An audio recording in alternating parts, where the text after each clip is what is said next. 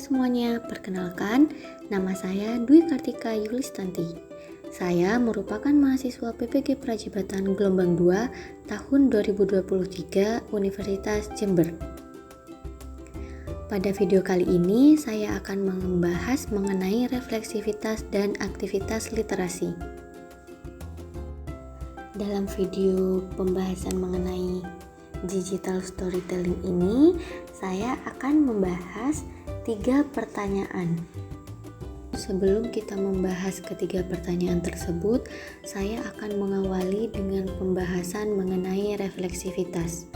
Refleksivitas merupakan bentuk pembelajaran yang mengajarkan seseorang untuk merefleksikan dirinya atas pengalaman yang dimiliki ataupun tindakan yang telah dilakukan, sehingga tujuan refleksi ini untuk mendapatkan makna dari setiap peristiwa yang akan mengubah perspektif konseptualnya. Dengan adanya refleksivitas, kita dapat mengetahui kekuatan dan kelemahan diri serta mengambil tindakan yang lebih baik ketika menghadapi situasi yang sama di masa depan. Pembahasan selanjutnya mengenai pertanyaan pertama, yaitu pemahaman baru apa yang Anda dapatkan setelah mempelajari konsep refleksivitas? Pemahaman baru yang saya dapatkan setelah mempelajari konsep ini adalah saya menjadi lebih sadar mengenai konsep refleksivitas, karena saya sekarang tahu bahwasannya refleksi bukan hanya menggambarkan peristiwa terjadi, akan tetapi juga merupakan proses kritis yang melibatkan analisis mendalam dari peristiwa tersebut, sehingga proses ini dapat membantu saya untuk lebih memahami arti peristiwa, menemukan pelajaran yang dapat kita pelajari, dan merenungkan bagaimana peristiwa tersebut mempengaruhi cara berpikir kita dan cara bertindak kita. Sehingga refleksi juga bermanfaat untuk mengembangkan diri dan meningkatkan kinerja, terutama dalam pembelajaran dan pengajaran. Oleh sebab itu, konsep ini dapat berguna dalam berbagai bidang, termasuk pendidikan, manajemen, dan pengembangan diri saya. Pertanyaan kedua, setelah membuat naratif literasi, apakah Anda benar-benar yakin bahwa literasi sangat berpengaruh dan bermanfaat dalam kehidupan Anda? Setelah membuat naratif literasi, saya semakin yakin bahwasannya literasi ini memiliki pengaruh yang sangat besar dalam kehidupan saya. Dan naratif literasi membantu saya melihat bagaimana proses belajar membaca dan menulis dalam berbagai bentuk, sehingga saya dapat berpikir, merasakan, dan berinteraksi dengan dunia sekitar, sehingga dapat mengembangkan keterampilan komunikasi yang kuat.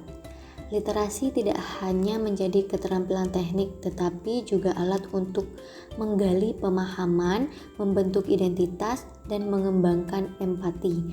Sehingga saya menyadari bahwasannya literasi tidak terbatas pada keterampilan dasar, melainkan juga merupakan fondasi untuk pertumbuhan pribadi dan keterlibatan aktif dalam masyarakat. Literasi juga membantu untuk memahami informasi yang disajikan dan mengambil keputusan yang tepat. Selain itu, literasi juga penting dalam membuka akses ke pengetahuan dan informasi yang dapat membantu untuk meningkatkan kualitas hidup. Oleh karena itu, literasi sangat penting dan bermanfaat dalam kehidupan sehari-hari.